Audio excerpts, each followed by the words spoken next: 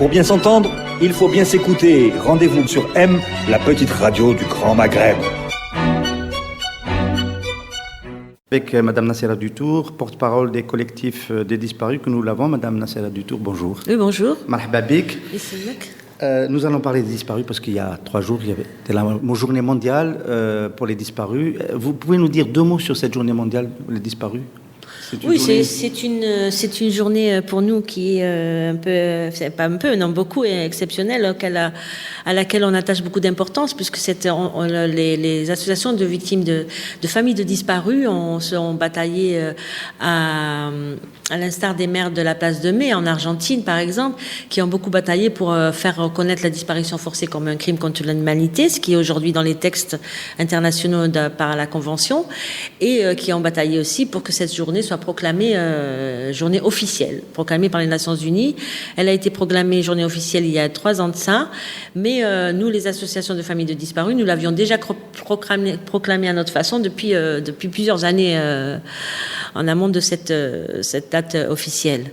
Alors, qu'est-ce qui se passe durant cette journée-là? C'est des rassemblements? C'est pour rappeler au monde entier, que la pratique de la disparition forcée existe toujours, a existé, qui a ravagé le monde, qui a ravagé des familles, qui a ravagé des pays, pour rappeler au monde entier ce que c'est qu'une disparition forcée, qu'est-ce qu'un crime de disparition forcée, qu'est-ce que la disparition, quels sont les résultats, les conséquences d'une disparition sur une famille, sur un voisinage, sur un village, sur même une ville, parfois, ça sème la terreur, c'est fait pour semer la terreur. La disparition, ça ravage la famille, ça ronge, c'est une pratique qui ronge. Voilà, ce que nous voulons rappeler au monde entier, c'est que la disparition comporte beaucoup de crimes, plusieurs crimes, et laisse derrière ce crime, laisse toute une famille qui attend, qui espère toute sa vie et qui ne peut pas vivre sans espérer qu'un jour cette porte va s'ouvrir et que le disparu, la personne, j'aime pas dire le disparu, mais la personne, parce que la personne a un nom et un prénom et a eu une vie, peut-être qu'il est vivant encore aujourd'hui, que cette personne va pousser un jour la porte et va venir frapper, dire ma maman, je suis revenue, ou dire à ses enfants, je suis désolée d'avoir disparu, mais aujourd'hui je suis de retour. C'est rappeler ce qu'est l'histoire d'un disparu et pour contribuer à ce que cette pratique de disparition s'arrête un jour. Aujourd'hui, on voit que la disparition ravage la Syrie. On n'ose même plus compter. Certaines associations parlent de 100 000 personnes disparues. On voit en Libye, on est à 80 000. On parle de 80 000 personnes disparues. D'abord, c'était disparu par Kadhafi, et maintenant, c'est disparu des clans qui se sont formés en Libye. En Syrie, c'est pareil. C'était sous Bachar, et du père et du fils, et maintenant, c'est les clans c'est soi-disant les clans, quoi, qui font disparaître. On parle de 120 000 disparus. En Argentine, on parlait de 30 000. En Algérie, on en est, quand on parlait de 8 000 disparus, on disait qu'on est folle, ce sont les folles. D'ailleurs, j'avais repris cette expression dans un article de presse en disant, même les maires de la place de Mai, on les traitait des folles, on les a appelés les folles de la place de Mai. Donc, et puis, depuis ce jour-là, on m'a plus traité de folle. Quand j'avais annoncé le chiffre, il est toujours le même? Aujourd'hui, le chiffre officiel des autorités algériennes, quand ils répondent aux Nations Unies, ils parlent de 8023 dossiers de disparus. Ils disent pas, bien sûr, des disparitions forcées parce que c'est la négation encore aujourd'hui. Après avoir reconnu le crime de disparition, après avoir reconnu qu'il y avait 6146 disparus du fait des agents de l'État par la bouche du président de la Commission nationale pour la promotion et la protection des droits de l'homme, la commission officielle qui est présidée par M. Santeni, qui lui-même, à la fin, je pourrais pas tout expliquer, mais à la fin de ce mécanisme ad hoc qui a été mis en place en 2003 et qui s'est achevé en mars 2005, il déclare à la presse, et toute la presse est saisie de cette information, 6146 personnes disparues du fait des agents de l'État. Donc après qu'il y ait eu cette reconnaissance, il y a eu aussi des déclarations même dans Le Monde, le journal français, ce grand journal français Le Monde, où Florence Baugé disait 7200 disparus aussi en Algérie. C'était un chiffre qu'elle avait recueilli de la gendarmerie nationale, d'après ce qu'elle m'a dit. Donc il y a eu plusieurs chiffres. Aujourd'hui, le chiffre aux Nations Unies, c'est 8023 qu'ils donnent, que les autorités algériennes donnent. Très bien. Et sur ces 8000, c'est toujours disparition forcée du fait des agents de l'État? Non, ils disent pas que c'est du fait des agents de l'État. Ils disent ça dépend dans quelles circonstances ils en parlent. Hein. Ils disent qu'ils ont indemnisé 8000 familles, ils disent qu'il y a eu 8000 disparus, ils disent, d'après les réponses, quand on écrit au comité des droits de l'homme, par exemple, au groupe de travail sur les disparitions forcées. Au groupe de travail sur les disparitions forcées, aujourd'hui, il y a plus de 3000 dossiers qui sont pendants devant le groupe de travail. Des Nations Unies, hein, le groupe de travail sur disparition forcée, qui prend régulièrement rendez-vous avec l'ambassadeur représentant l'Algérie auprès des Nations Unies, qui en discute. Avec le nouvel ambassadeur, il y a un peu plus d'1 an, il semblait, on avait eu un petit espoir, une petite lumière, quoi, qui s'est ouverte comme ça, qui a jailli tout d'un coup. On avait un petit espoir parce qu'il semblait beaucoup ouvert, il semblait ouvert à la question. D'après ce que les informations que j'ai eues, hein, les bruits de couloir aux Nations Unies, il y en a toujours, hein, l'information file toujours. Et on avait cru que voilà qu'il pourrait peut-être diplomatiquement arriver à une entente avec le groupe de travail, mais j'ai pu une entente, ça veut dire quoi? Ça veut dire essayer de ramener d'ouvrir des dossiers, de ramener des réponses aux questions. Des réponses aux questions que se posent les familles. Oui, c'est la vérité, c'est ce qu'on appelle la vérité. C'est la vérité parce que c'est la vérité avec un grand V, parce que la vérité on la connaît pour la majeure partie des familles. Parce que souvent, la personne disparue a été arrêtée de son domicile. Souvent, c'est dans la nuit que la personne est arrêtée par les militaires, par les policiers, par les gendarmes. Dans certains villages comme Rélizen et ailleurs, dans ville, c'était une ville, c'est quand même une ville. C'est les chambêtres, comme on dit en algérien, chambêtres, les milices. C'est les gardes. On ne connaît pas. C'est la suite. C'est la suite. Voilà. Là, on connaît. On a des dossiers où les familles disent c'est Saad qui a enlevé mon fils, le policier Saad Tahoui Sendai. C'est le commandant Barak Baraki où habite ma mère. C'est le commandant Barak qui a dirigé des opérations où des personnes ont été arrêtées, sont disparues. À Ain Nadja, c'est le commandant Gendouz, par exemple. On a des noms. On a écrit ces noms dans les plaintes qu'on rédige aux familles. On a écrit, mais on n'a jamais de suite. C'est toujours des non-lieux. On reçoit des non-lieux. Donc cette partie de la vérité, on la connaît. Que la personne a été arrêtée, par qui. Souvent, on a suivi la trace. Comme moi, pour mon fils, j'ai suivi sa trace pendant 2 mois. J'ai aucune preuve. Mais là où c'est arrêté, comme je dis, là où le rideau est vraiment tombé, c'était il y a 2 mois plus tard, avant l'Aïd el-Kbir, l'Aïd Kbir. J'ai pas eu mon fils. On m'a dit que votre fils il va être libéré. Non, c'est un ami avec qui, parce que j'avais fait appel à toutes mes relations. Hein. J'ai utilisé toutes mes relations à l'époque quand je recherchais mon fils. Et c'est un ami qui a un frère qui est commandant militaire. Hein. Et qui a retrouvé mon fils. Et il me l'a pas dit que c'était à Blimsous, mais j'ai cru comprendre à l'époque que c'était à la caserne de Blimsous. Et il m'a dit qu'il l'a retrouvé, que mon fils est retenu. D'ailleurs, je me rappellerai toujours, je lui dis, ah bon, il est retenu, donc il n'est pas détenu. Il me dit, non. Je lui dis, il est détenu ou retenu? Il me dit, non, il ne faut pas dire ça, il est retenu.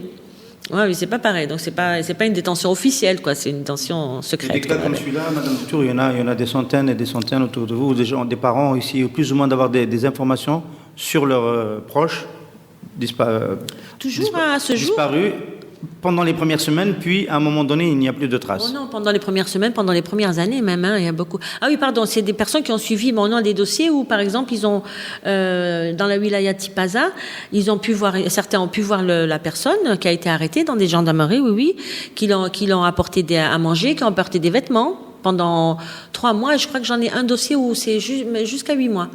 Et un jour, on leur a dit, soit on l'a tlaqneh, on l'a libéré. Soit ils disent on l'a libéré. Pour certains, c'est très rare. Ils disent c'est la sécurité militaire qui est venue le chercher. On ne sait pas où il l'a emmené. Sinon, la majeure partie du temps, ils disent on l'a libéré. On l'a libéré s'il n'est pas rentré chez lui. Ça veut dire qu'il est parti au maquis. Oui. Ça, on a des cas pas dans Alger, mais dans les villes autour d'Alger, oui. Zeralda, Fouka, on a des villes comme ça. Vous étiez qui et combien lors du rassemblement? Il y a eu un rassemblement dimanche matin. Dimanche matin, le 30 août, on a fait un rassemblement justement pour interpeller la population algérienne aussi, parce que la population algérienne est un peu indifférente envers ce dossier qui concerne tout le monde. parce que des disparus, 8000 disparus, et ça c'est ce qu'on sait. Aujourd'hui encore, on a par exemple dans la wilaya dans une ville qui s'appelle Rbaïa, à Médéa, j'ai l'impression que c'est toute la ville qui a disparu. Enfin, à l'époque c'était un petit village, maintenant c'est devenu une ville, mais toutes les villes en Algérie sont agrandies, sont développées et tout. Mais j'ai l'impression que toute la ville a disparu. Interpeller les Algériens et continuer à interpeller aussi les autorités, j'imagine. Et aussi les autorités, bien sûr. Les autorités, on n'a jamais cessé de les interpeller. On les interpelle par lettre, on les interpelle tous les mercredis, on les interpelle. Ça dépend. On fait des rassemblements ponctuels le 8 mars, le 1er novembre, le 5 juillet, le 1er juin pour la Journée internationale de l'enfance. On n'a jamais. Mais on écrit toujours. Moi, personnellement, tous les ans, j'écris une lettre au procureur et demandant je vous ai écrit l'année dernière, j'ai toujours pas de réponse. Qu'est-ce qu'il en est de mon fils? Je veux la vérité. Où est-ce qu'il est?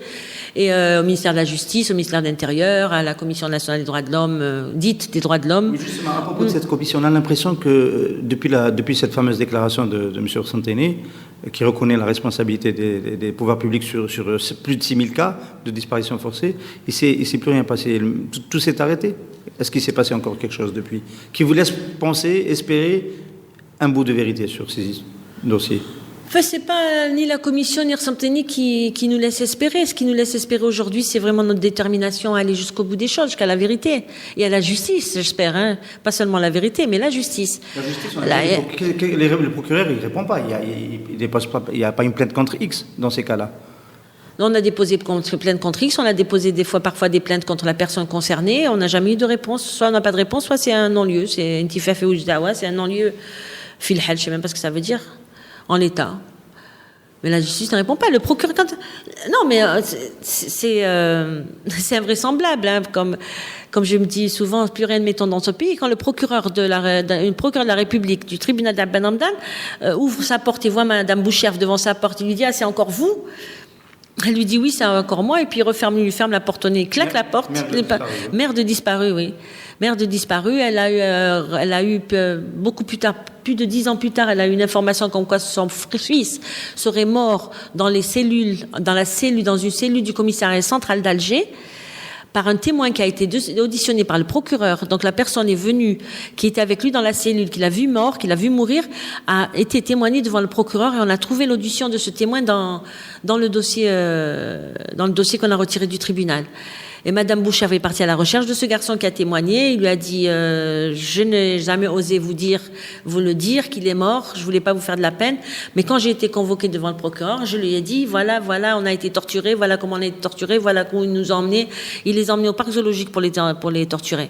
Il leur disait de creuser leur tombe. Ils les ont accrochés à des armes et des témoignages de torture horribles que je sais pas comment des fois je tiens pour entendre tout ça. Ouais.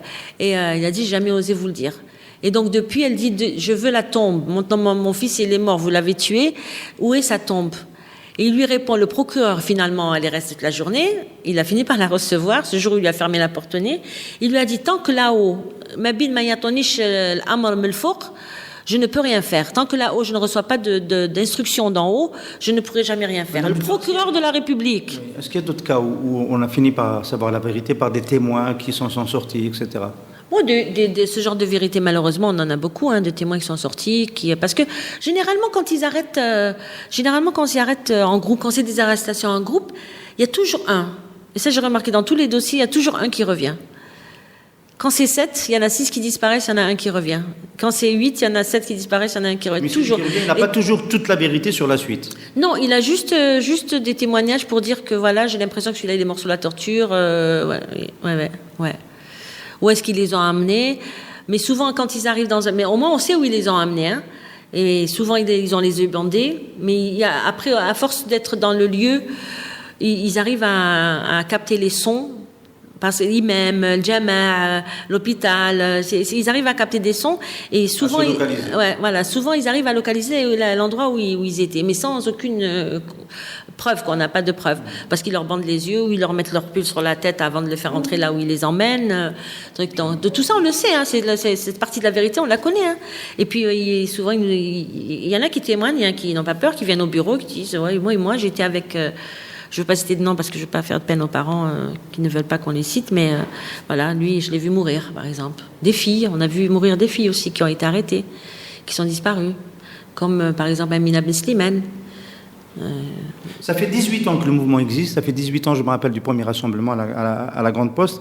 Est-ce qu'on peut dire que vous avez fait avancer une partie de vos revendications, au moins, en faisant connaître ce drame national au pays et au reste du monde? Faire avancer, pour l'instant, on avance, on recule, hein, puisqu'après le mécanisme ad hoc, il y a eu quand même cette reconnaissance publique, même si Rsanteni dit, parce qu'il faut le dire, hein, même s'il dit que c'est des agents isolés. Il ne suffit pas dire ces agents isolés qui ont désobéi à leur chef, ou c'est des agents qui ont, je ne me rappelle plus exactement des termes qu'il a employés, mais même s'il dit ça, il y a eu quand même une reconnaissance.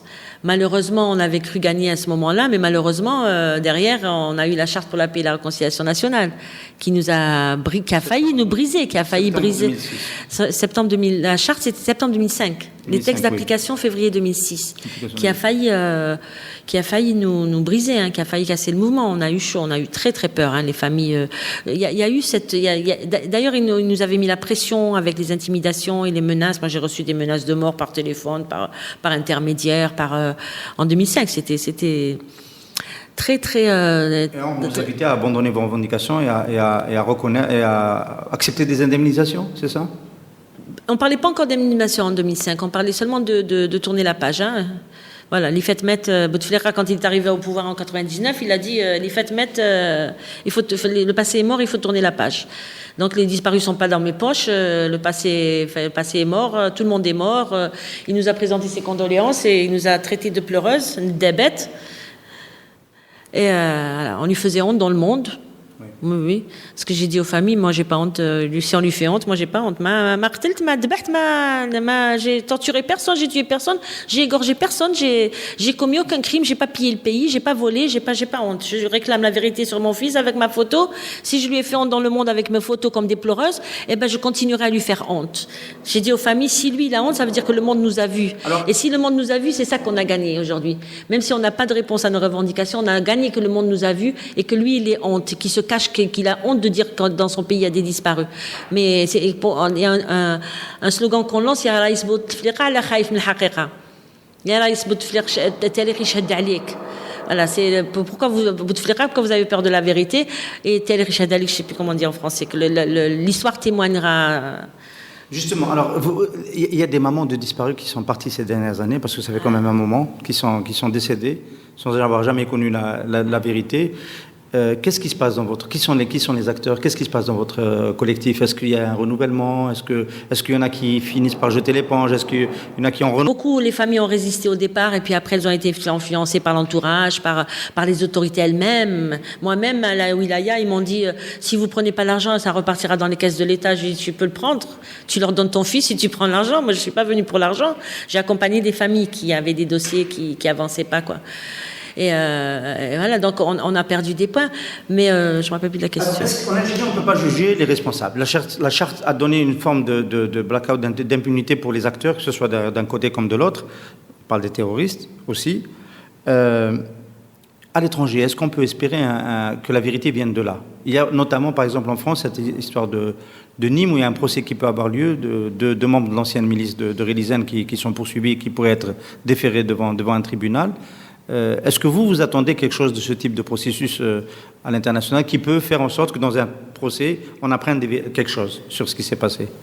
Enfin, qui pourrait être déféré, non. Si ça va normalement, le procès devrait avoir lieu incessamment sous peu. Hein. Normalement, c'est au mois d'octobre, hein, parce que là, l'affaire le procureur a rendu son réquisitoire, c'est fini. Mais non, parce qu'il y avait un appel de la défense de ces agents. Voilà. Mais donc le procès aura quand même lieu. Est-ce que la justice française va aller jusqu'au bout des choses, ou est-ce qu'ils ne sont pas influencés par les autorités algériennes, ou est-ce qu'il n'y a pas des négociations entre eux? Bon, le procès, j'espère je pense qu'il aura lieu, parce qu'ils ne peuvent plus faire reculer. Hein. Mais maintenant, est-ce que les frères Mohamed, parce que les inculpés, ce sont les frères Mohamed, qui ont été poursuivis pour actes de torture, barbarie, et je ne me rappelle plus le troisième chef d'inculpation, et est-ce qu'ils ne vont pas être menacés par les autorités algériennes en leur disant si vous parlez, si vous dites quoi que ce soit, on vous tue? Moi, je pense qu'ils leur ont dit depuis longtemps déjà. Ils sont aussi ressortissants français. Hein. Ils sont ressortissants français, ils habitent en France, ils sont mariés en France, ils ont leurs enfants en France. C'est comme ça qu'on les a retrouvés en France et qu'on a pu déposer plainte.